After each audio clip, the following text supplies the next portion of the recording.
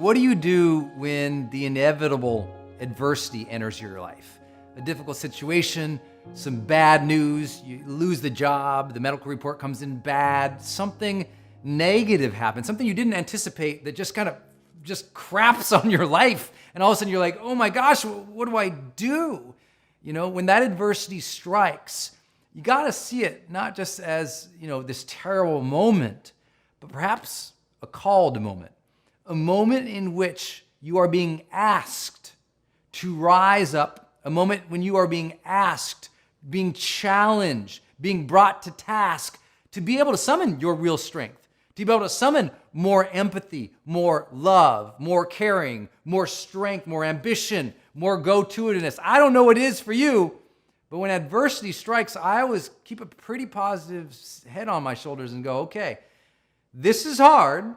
I don't pretend it doesn't suck, but I have to be able to move through it if I'm going to survive. And I know you know that as well. So what I thought I'd do is just share 5 big ideas with you of how to manage adversity, what to do when it strikes. How do you deal with it better than maybe you have in the past? Because I know if you're watching this or you're listening to this, you know that you're a striver already.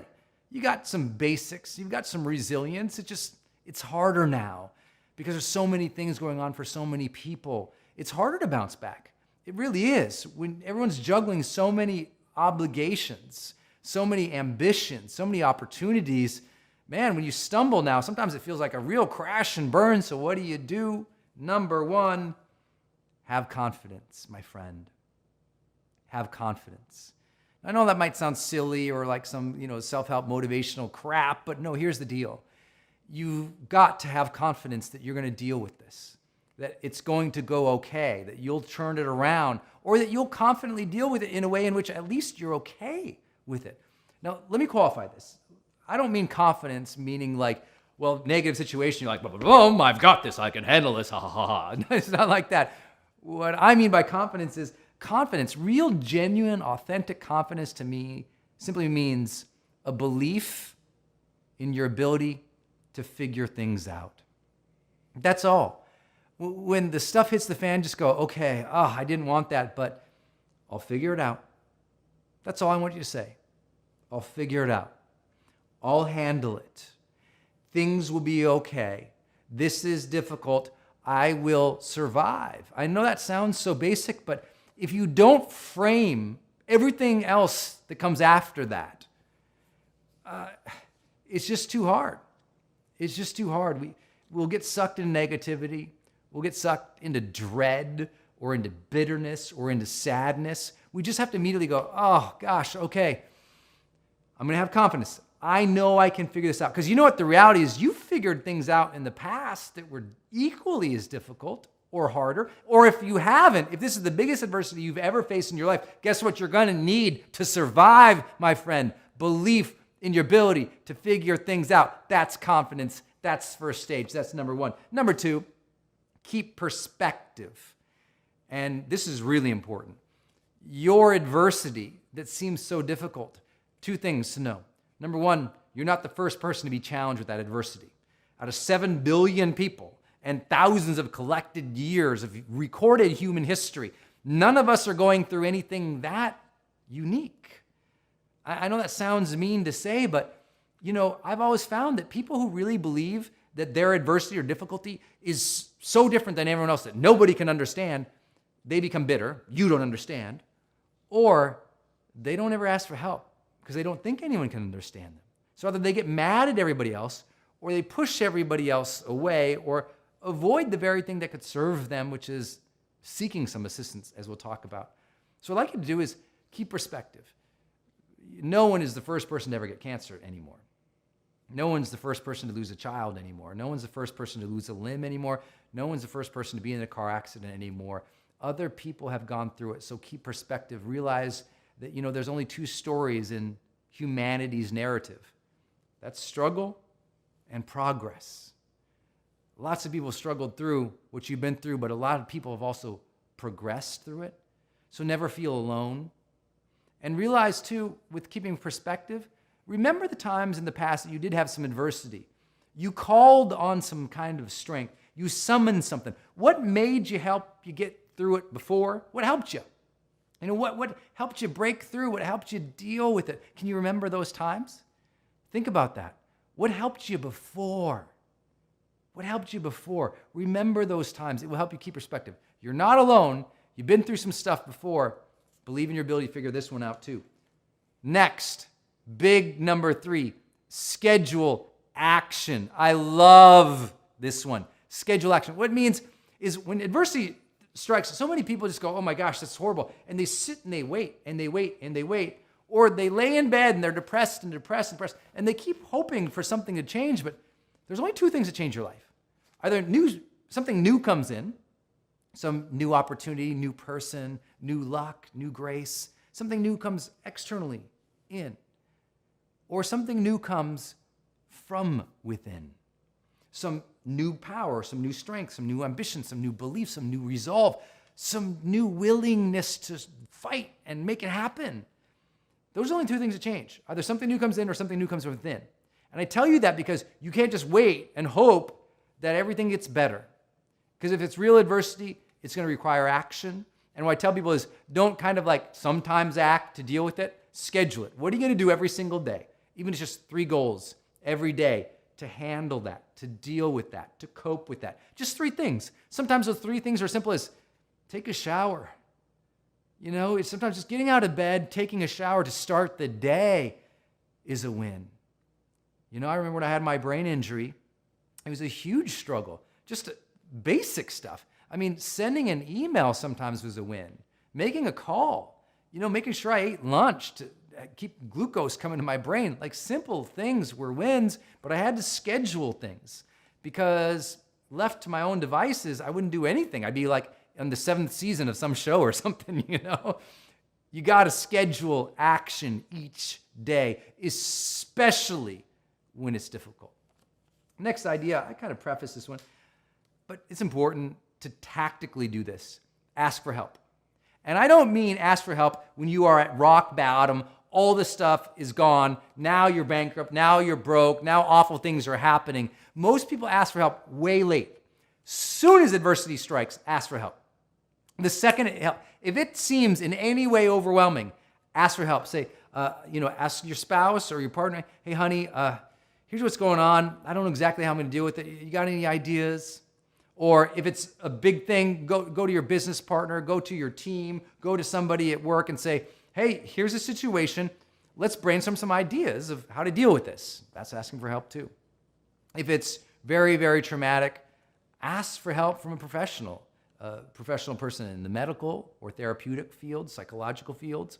Just get some assistance in how to think through things. Sometimes that's the greatest help we can get is, even just going out with some friends or some girlfriends, sitting around the table and say, hey, this thing happened on Monday. I wonder, can I tell you guys about it and just get your perspective and just listen? Sometimes other people talking how they're dealing with it or how they've dealt with it can truly serve you.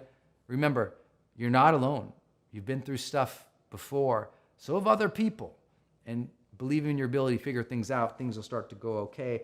And then the last piece, maybe sometimes the adversity sticks around for a while. Honor the struggle. Honor the struggle. If you've been with me in my High Performance Academy program or any of my seminars before, you know this is a critical element, a critical mindset to all of success in life is to honor the struggle. As I said at the very beginning of this video, sometimes the struggle is put there for you. Sometimes life is happening for us to get better. And it's a demand and it's challenging and that hardship can suck, but know that struggle is necessary at this moment now. You got to deal with it. You can't avoid it. You've got to face this thing and say, okay, what can I move? What can I shake? Except the fact that we can't change everything. We can't influence everything, but we can change and influence our attitude, our actions each day. We can figure out something to move forward in our lives. And a little bit more that we get of those little things that we can move forward, a little bit more we feel confident again. The struggle is something to be honored because it's going to forge a greater capacity and character later on. So honor it. Don't hate it, because anything you throw hate at, that quickly amplifies into flames of fury. Instead, have patience with it, See it and recognize it as a necessary thing at this time of your life. That's why it's been put there, even if you don't want it. Have that mentality of like, okay, I'm meant to deal with this now. I didn't want to, but here it is. So how do I keep my confidence? What can I remind myself about perspective? How can I take some actions today? How can I ask for some help? And honor this entire process. If you do that, you'll survive this adversity. You might just thrive through it, but no matter what, it'll put you on that other end where you start to relive in the charged life.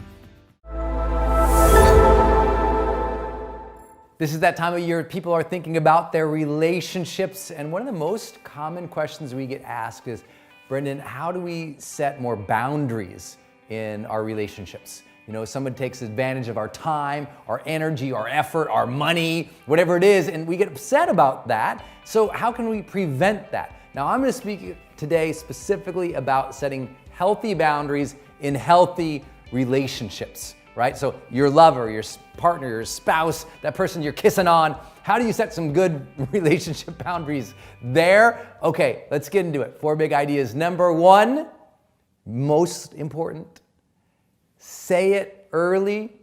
Don't wait to say it. What I mean by that is if you know what your boundaries are, don't let them crash into it and mess up before you say it. And what happens for most people, because they don't know their boundaries, they just flip off at somebody, right? Someone does something, they get all mad at them. They're like, what's wrong with you? And they don't realize the other person's clueless. No one will ever know your boundaries until you explicitly say, hey, this is a boundary for me. Let me say that again. No one will ever know it.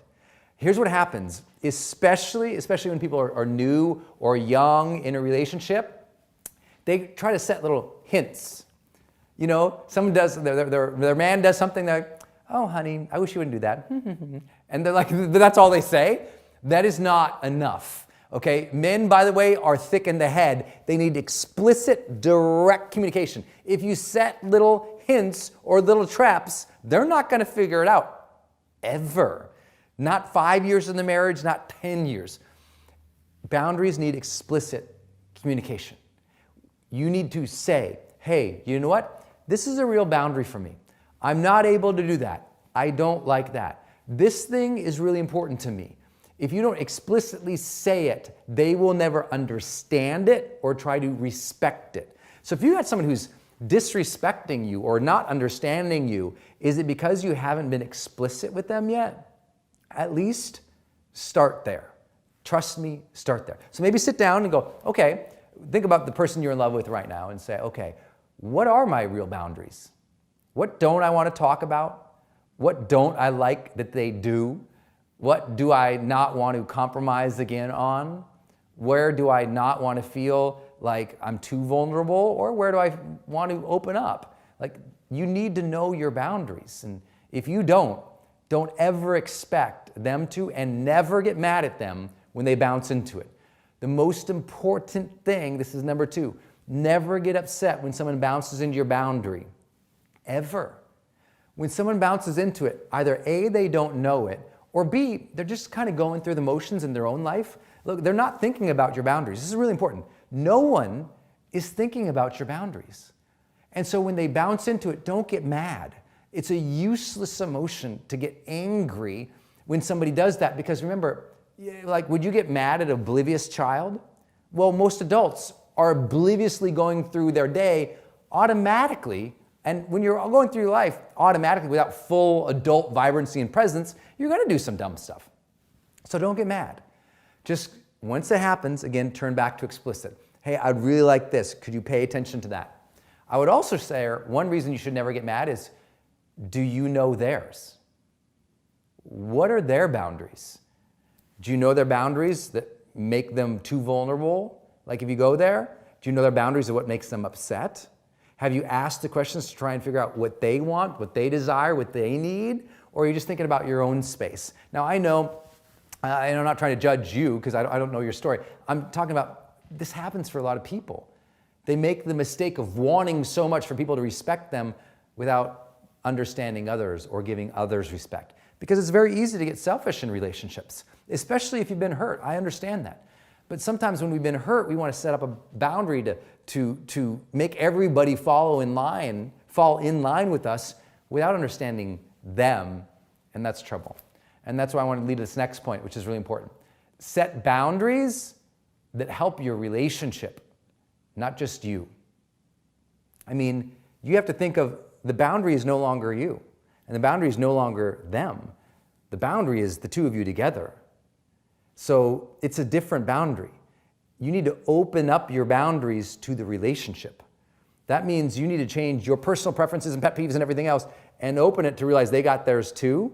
Your boundaries as a couple should always be expanding between the two of you. Your trust should expand between the two of you. Your love should expand between the two of you. Your faith in each other and confidence in each other, that should expand between the two of you. Meaning boundaries are never set.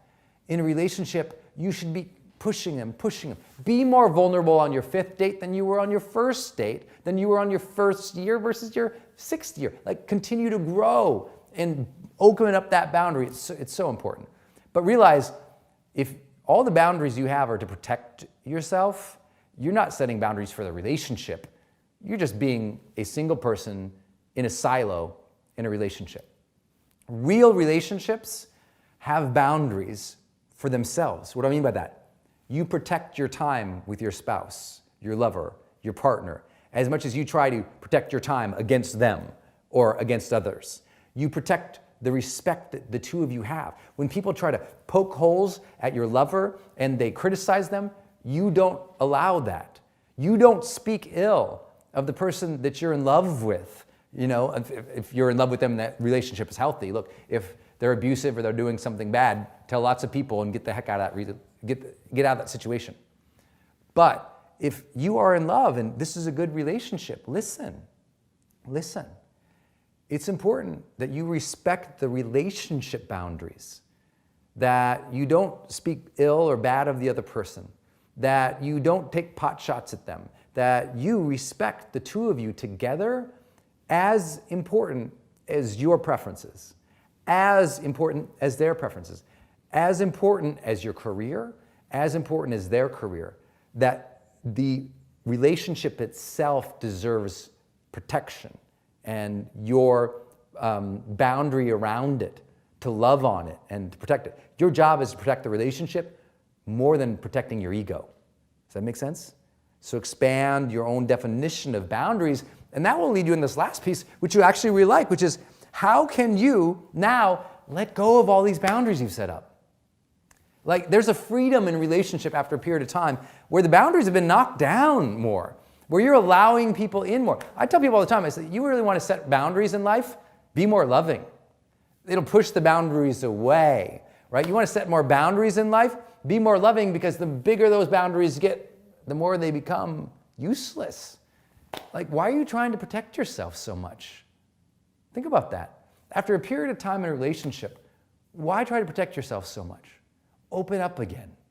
Open up those boundaries. Now, again, if you're in a relationship where there's abuse, mental, physical, emotional abuse, then your job needs to be exit, period. Your job isn't change the other person. Your job, exit. Set the boundary, exit. That's the answer, period. If you're in an abusive relationship, go, right? Go get served. There's plenty of services in your local communities. Get support, ask for your friends, but get out of that relationship, because the abuse will not, they're not going to suddenly remember not to be abusive. That's where they're at, and you can't change it. So set that boundary clear and clean. But if you're in a positive relationship, love more in that relationship, be more vulnerable, let that thing come open. Now, obviously, you can tell I'm just answering your questions here, and I'm going off the top of my head, but I hope it serves you, because the reality is most people, they're trying to protect themselves too much in life because they got hurt. But I had to learn that lesson too. I had a terrible breakup when I was a young man that caused me and led me into depression and ultimately suicidal thoughts. And I did what we all do. I didn't want to get hurt anymore. So I built up boundaries. I put up walls. I put on a mask. Whatever metaphor you want to use, I was trying to keep out the bad people, but at that cost of letting in good people. So I always say, sometimes in our own boundaries, in our own efforts to protect ourselves, we block out the very things that we so desperately desire. So it might actually turn out in your life, you didn't need more boundaries, you need to let a few of them go. Be vulnerable, be open. Be open to the universe, be open to your spouse, your lover, your partner again, and you'll feel a different kind of energy enter that relationship that you will sense is a big part of the charged life.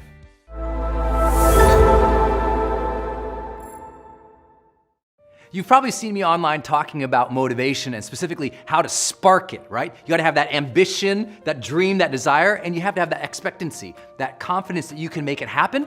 But how do you sustain motivation over the long term? Not just spark it so you feel good each morning, but I'm talking about a series of years, right? Have you ever had a period of your life where it just was like years of major progress, major breakthroughs, major kicking butt? What was going on then? And if you've never had it, what's the magical thing that those people have who do have that? Here's what they have. They have the ability to sustain motivation.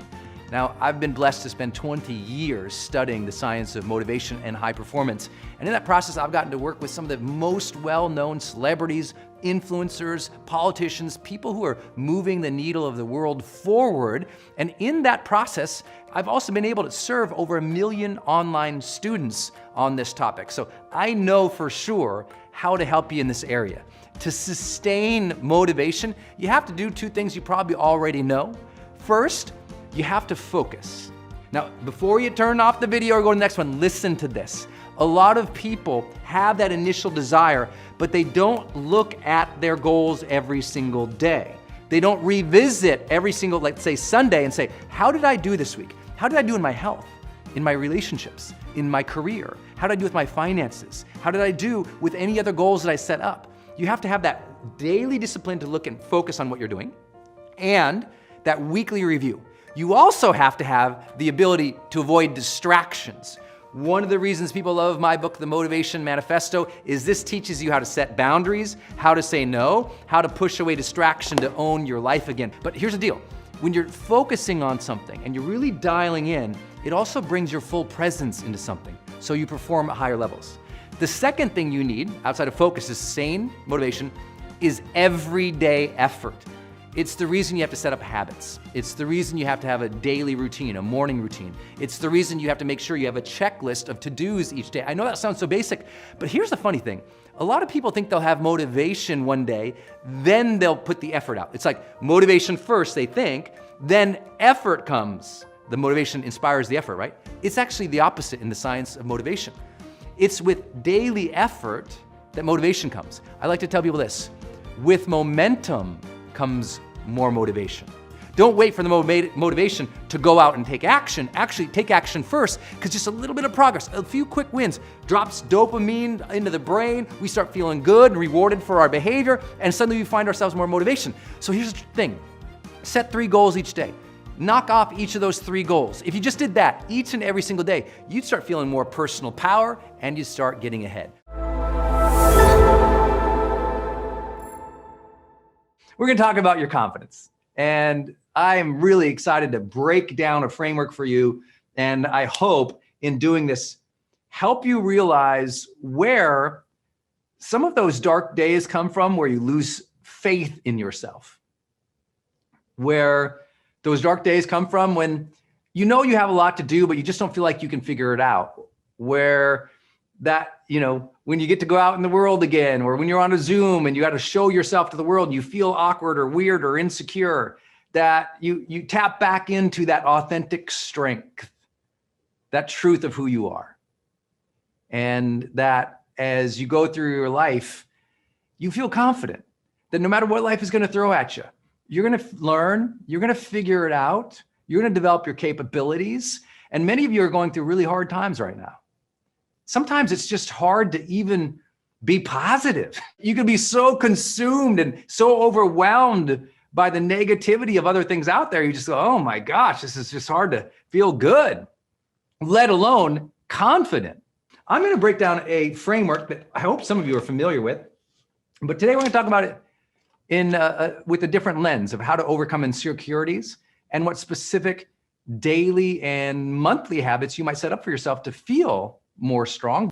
So this is a piece of paper. It's a framework for confidence that I have on a board in my office.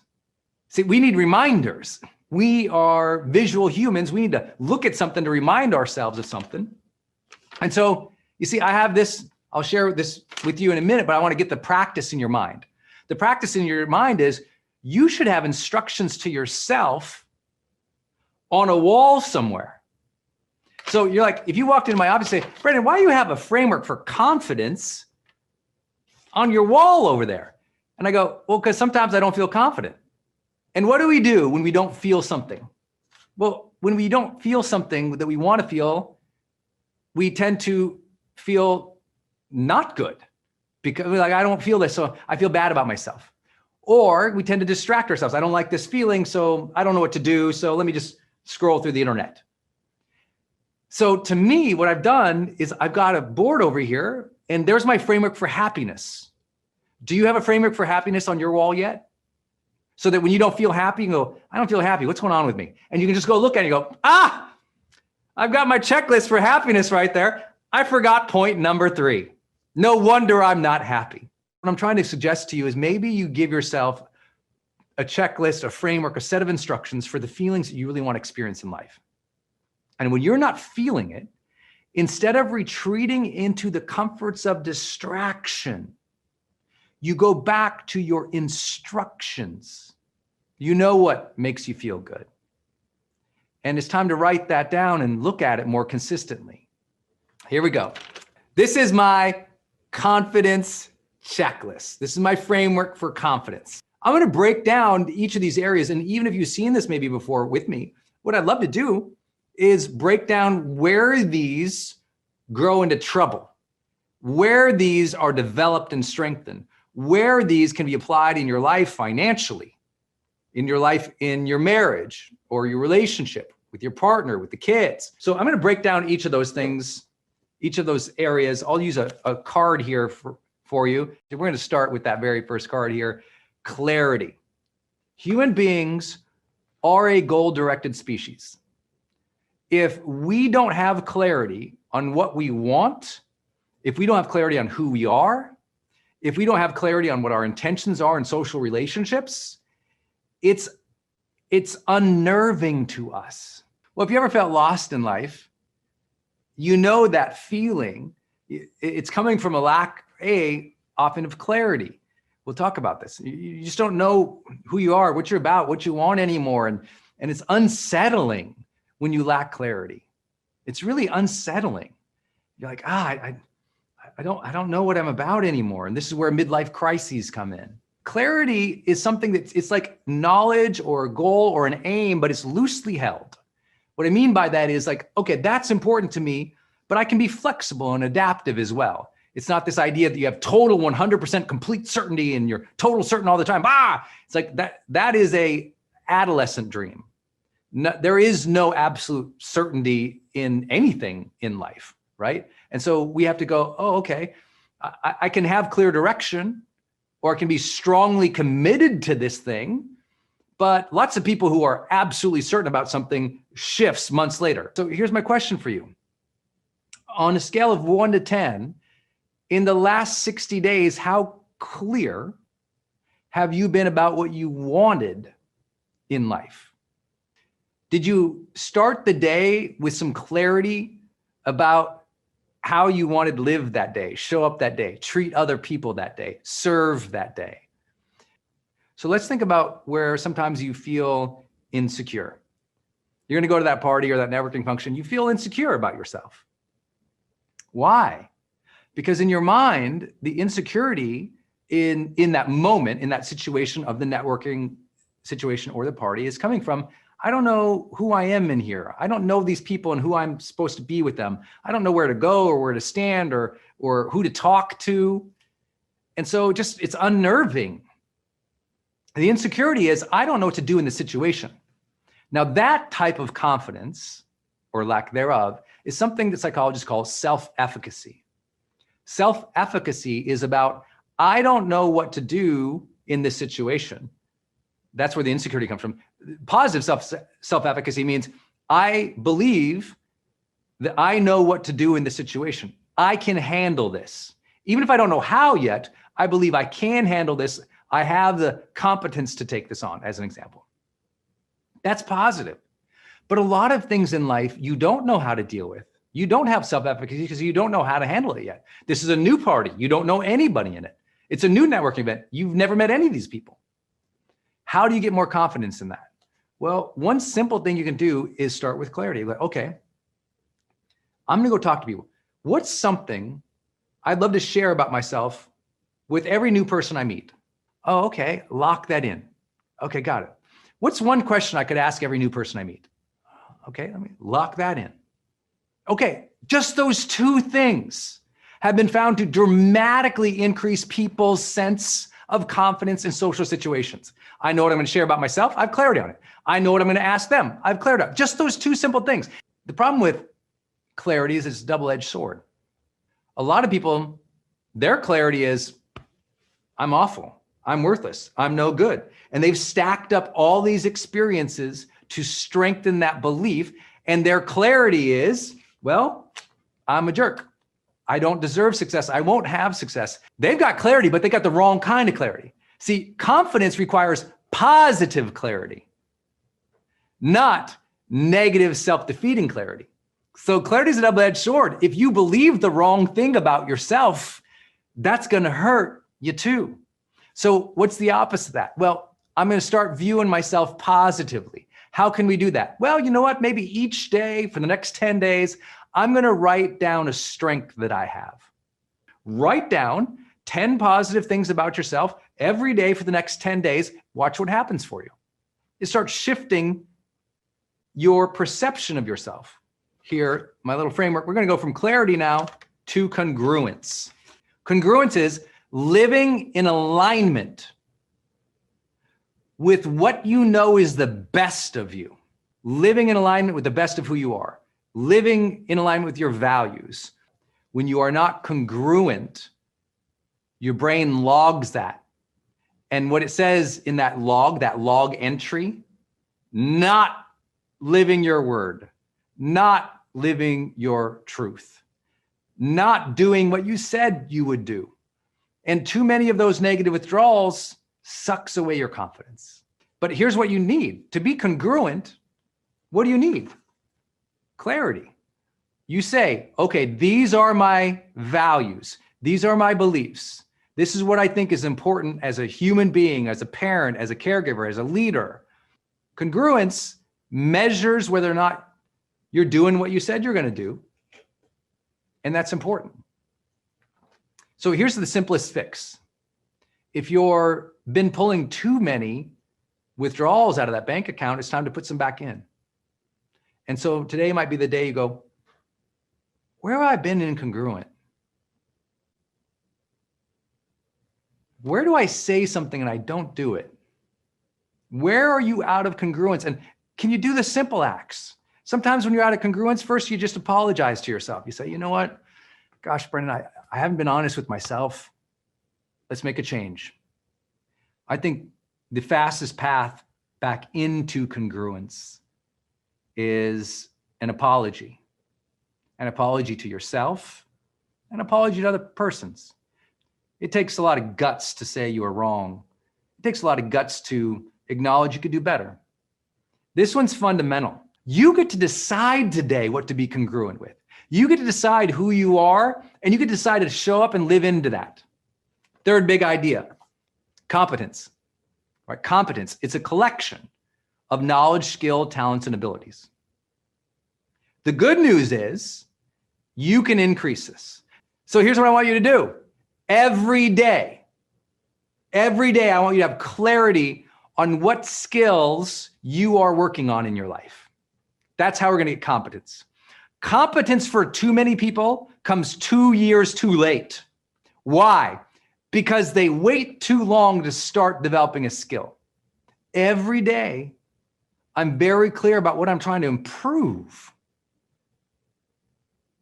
Every day I'm learning something, but I'm learning not just casually or passively. I'm trying to get better at this thing. I want you all to have an ambition to have 1 or 2 or 3 skill sets that you're literally world-class in, that you're world-class in. Not because you need the ego that I am world-class. No. because you need the challenge. You know why a lot of people lack confidence? They never engage challenge. You want more confidence? Engage in challenge more often. The more challenge you engage in and you incrementally improve in it, the more your brain goes, yep, there I did it again. And what happens when you don't have confidence, you don't engage in challenge. When you don't engage in challenge, you don't get more competence. So you don't get that competence, confidence loop we were talking about, the flywheel. You all follow? So for those of you, if you're like, but I just lack confidence, like challenge yourself more. But you're like, but I'm lacking confidence. I'm like, exactly. See, it doesn't, you're going, well, I'll get confidence, then I'll do the challenging things. I'm like, the other way around. You want more confidence, do challenging things more often. When you do challenging things more often, you learn. When you learn, confidence. Connection. When you don't have a connection with yourself or others, confidence goes down. So you want to feel more confident in life? Reconnect with yourself and others. With yourself, that's your morning routine. Lock in that morning routine. The more you feel connected to self, the more confident you are. But you need the time to connect to yourself, away from the email, the social media, the obligations for the kids, the family, the husbands, the spouses, the team, everything else. You need that moment where you're like out and connecting with yourself, with your thoughts. You need time to think and to feel again. So turn off the TV, go for the walk. Put down the phone, do the meditation. Get away from the social thing 10 minutes earlier so you can sit in the car and just think before you go home. You need more space to be thinking and connecting with self. So build that in your life, self-connection. Second part, the most important part, we know environment dramatically shapes your confidence, the connection you have with the people around you. This means be around positive people, contribute around positive people, learn from positive people. It means create great relationships in your life. I want you all to improve this one. Simple action, simple daily, weekly, real life action. You must start sharing your real thoughts, feelings, desires, and goals with the people around you. You got to do it more often. Here's where you lack confidence in life. When you won't share your truth because you're worried what everyone else thinks. That's what high schoolers do. You don't do that anymore. You're too damn old. Now you share your truth with other people and realize most of them won't get it, won't understand why it's important, won't support you, won't care, or at least won't get in your way and say anything at all. But the less you speak your truth to other people, the more superficial your connections are with them. Number 5 is capability. Competence is the knowing, the knowledge, skill, talent, ability. Capability is you can do it every time. It is like a strength, if you will. It is something that is, you are highly capable at that thing. You are at another level of skill that it shows up every single time. But here's the truth. Capability is as much as a mindset as a competence. Let me give you an example. A lot of extremely smart people who can handle the problem don't handle the problem because they don't feel capable. It's like, yeah, I know it, but I don't do it. See, there's a difference between knowledge and execution, which is often the difference between competence and capability. See, competence is like the foundation and a stored value, but it's expressed through execution, capability. You want to develop capability? It means you get in the mix, you do the work, you show up, you try. Capability means I know I will execute. That's what, to me, confident capability is. I know I will execute. How do you do that? You have to be more consistent in your execution. You need to be way more consistent in your execution. We talked about decision earlier. Decision is great. Action is required. We've got to get you to execute more of those to-do lists. You want more success, you want more joy, you want more confidence, you got to execute more of the plans. Capability is self-trust to take the action. It's not just, do I know how to take the action? It's, I'm an action taker. I'm going to show up. I'm capable to handle this. I will do this. I trust in myself to handle this, to execute again and again and again and again and again. That's capability. And I really want you to develop that in your heart and in your soul by checking off the simplest of things each day. If you have a list of 3 to-do lists, if you wrote down your 3 top priorities for the day, do those first. Before you do your social media, before you reply to everyone's DMs, inbox, voice message, text. It's like, listen, I have so many people who they spend all day just checking their email to reply to everybody else. Now that's fine if that's your job. If that's customer service, do that. That's your job. But if you're an entrepreneur, as an example, or you have a whole list of other priorities and you're just checking into other people's agendas all day to meet all their obligations, and you keep missing your key priorities day after day after day after day, your brain doesn't feel like you're capable anymore. Even though you might be smart, you're competent, but your brain doesn't believe you're capable. Last big idea today, contribution. You want confidence? Give more. You want confidence? Make your difference. You want confidence? Do things that matter. Why? Because A, those things are celebrated in the world. Generous, giving people tend to have greater what? Connections with other people. Generous, giving, caring, hardworking people tend to have what? More clarity about who they are. They're more congruent. These things, they feel more capable. Like generosity, doing things that matter, giving strengthens the whole rest of the model. The whole model drives itself when you've got each of these pieces running, right? Each of these pieces touches one another. Contribution's a key. It really is. Sometimes when you feel so bad about yourself, you're not going to shake yourself out of that. But what can shake yourself out of that is service. Sometimes you got to get out of your own head. And to me, what has created a great confidence and reverence for life in my life has been, I've been volunteering most of my life. When you're a volunteer, when you show up for others, when you volunteer to help out, whether it's as simple as helping a friend move or going down to the local soup kitchen or volunteering for that nonprofit cause that you like or running that fundraiser even though you don't know how, those contributions make a difference. Maybe your contribution is your art. Maybe your contribution is your time. Maybe your contribution is financial. Maybe your contribution is mentorship. Maybe your contribution is your content or your book or your work, whatever that is. If you can do the same thing where you can give generously to it, give to your work, be generous to that contribution, be in the moment when you're serving someone who is in need, you get a little more spirit inside. And when that spirit of goodness is inside, you can share it more too.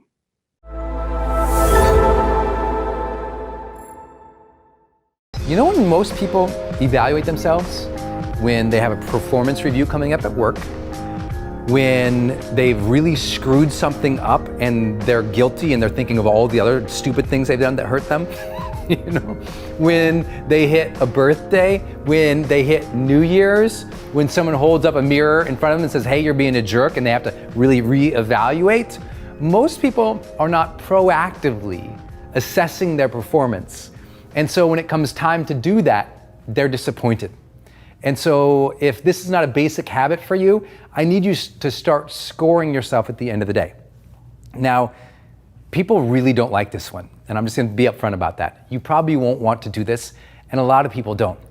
But if there's something inside of you that is restless for that next level, we're going to have to start measuring. If you don't measure it, you can't improve it. And the same way that most people, if you ever try to lose weight or gain, you notice, apparently this is weightlifting talk, but if you've ever tried to get stronger, you got to write it down. Like, how many reps did you do? How did you, what routines did you do today? How much weight did you use? Like, if you do that in the gym, well, you got to do that in the playground of life too. But most don't. And they're really struggling. I can't tell you, it's just like painful to watch. I'll show up and I'll tell me about your life. And first, they don't even know where to start because they've never measured themselves. And then second, in the dialogue with me as a high performance coach, I find them disappointed, upset, struggling, unsure of themselves. And a lot of that could have been handled if, on a more consistent basis, they were self-aware and personally accountable to their own behavior and growth. I mean, isn't it true? Don't you know somebody you wish, oh my gosh, I wish that person would stop at the end of the day and say, am I being a good person? I mean, isn't there someone you're so frustrated with right now in life who you would just love to sit them down and say, hey, you need to be more self-aware. You aren't paying attention to who you're being, and it's hurting everybody around you. Jerk. We all have that person we wish they were more self-aware. But how do you get self-awareness? You just go to a meditative retreat once a year? Do you luck out into being a self-aware person? Self-awareness is gained by self-evaluation. If you want to be better, aware of who you are, where you can grow, how you can uniquely give or serve, we need to evaluate yourself. Does this make sense? So what are your habits right now for evaluating yourself? What do they look like? How are you measuring yourself and your progress in life? What are those? If you got some, virtual high five, I could be there with you. Celebrate that. That's awesome, right? That's incredible, because most people don't do that. So I hope that you are doing that. But it's a struggle for a lot of people too. So here's a simple way that you can end your day scoring yourself along the lines of, again, what we're talking about here, productivity specifically. You might have other ways. You might score your personal values. You might score your energy. You might score how much influence you had with other people. I'm going to give you some related to what we talked about, productivity, so we can get some quick wins and gains for you as we jump into more in-depth training. Here's what those are. I would like to ask yourself at the end of the day these specific statements, and then rate yourself. Low, 1 means you suck. Okay? 5 means you're awesome. You're doing a good job, okay? So let's walk through these. Number 1, I worked on things that mattered most today. I know that's basic, so I'll go fast here. Number 2, I progressed a major dream or goal today. Meaning, did you progress today? Number 3, I avoided distractions well today. Number 4, I set intentions before each major activity today. That's a huge one. Number 5, I fully engaged and enjoyed my efforts today, because high performers strive satisfied. They're engaged, and in that engagement, they find joy, and they find fulfillment, satisfaction, confidence. It's by engaging. So how did you do today? Did you enjoy your efforts or not? Now remember, low, 1, 1, 1, 1, high, 5, 5, 5. Where are you here? So every day, I sit myself down and I started scoring myself. This is probably about 7 years ago. And remember, 7 years ago, I was still then a certified high performance coach. 7 years ago, I was my career was just taking off. And what we want to believe is that people just kind of bumble into progress. People bumble into momentum. I'm telling you, high performers are more strategic and they're more self-evaluative. Now, many of them, this was a unconscious competence for them. They really didn't know that their self-talk was so oriented towards self-evaluation until I did some coaching and interviewing with them to discern that. But it turns out high performers, they're measuring stuff. Now, I just want to make it easier for you. So here's a simple tool. Just write those things down, then score yourself. Now, when you score yourself, at the end of the day, add your score up. So let's say your 3s all the way down. That'd be 3, 6, 9, 12, 15.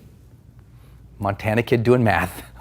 And it was right. Okay, 1, 2, 3, 4, 5. So let's say you're 15. So you add your score up, that'd be 15. Then multiply it by 4. 15 times 4 is 60.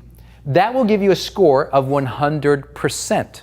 Okay? Whatever your score is, keep seeking clarity each day and you'll get better and better and better. Try to improve this each day. Look, there's going to be days you're a 2, other days you're a 5, but the goal is to ask yourself this.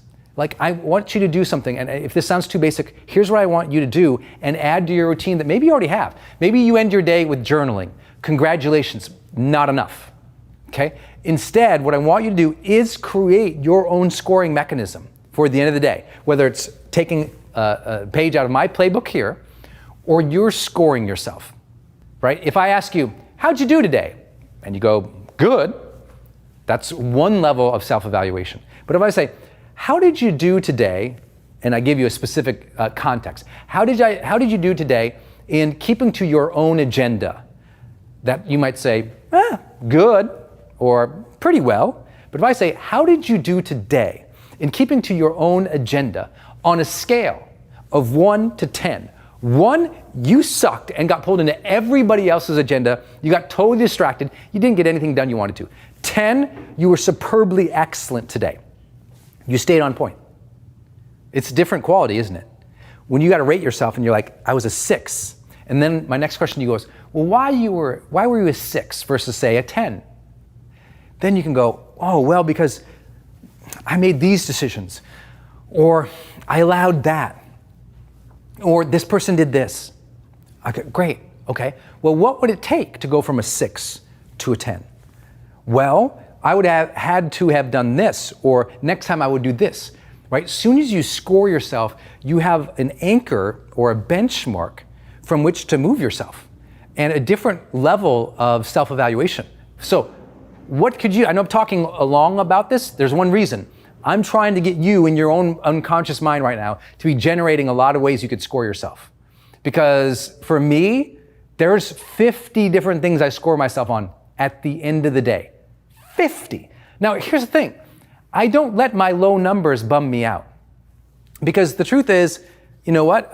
Measuring myself across 50 things every day, it's not like I'm a robot. I'm like, it's not like I'm perfect in every one of those areas. But here's what happens. Let me tell you this. This is a huge insight, so please write this down. If you're not scoring yourself consistently, that's why you feel so out of balance. If you're not scoring yourself consistently, that's why you feel yourself so out of balance. It's why, one day you realize you've been working so hard, but you neglected the kids. Why? Did you neglect the kids because you're a bad person or a bad parent? No, it's because you didn't have the quality of your experience with them on a radar, on a dashboard, on a sheet at the end of each day or maybe each week. And so what happens is, life takes hold of us. We get caught in the stream of life and we're just kind of getting carried along. And then one day we wake up and we realize, wait, I've gone down 7 different, river channels that I didn't anticipate, right? And so the only way to keep us there is to evaluate. And I think if you can do that, things significantly shift. So I hope that you'll figure out what is your end of day scoring. I'm sure while I've been talking, you've been thinking of other things. You could score your energy. You could score how you treated your wife or your kids or your team. You could score how much you stayed focused. You could score how well you actually made sales or how well you dealt with clients or how well you built your business. I don't know what it is for you. But if you don't know what it is for you, and if you aren't scoring, I know the next level is right there for you. It's right there. So put this in play. This can be your day for personal growth. This can be that day you committed to and you remember and you go, that was the day I got myself a community. I got better coaches. I committed to making my life the absolute best that I could. This is that day. Make today your growth day. Click the button on this page and sign up right now.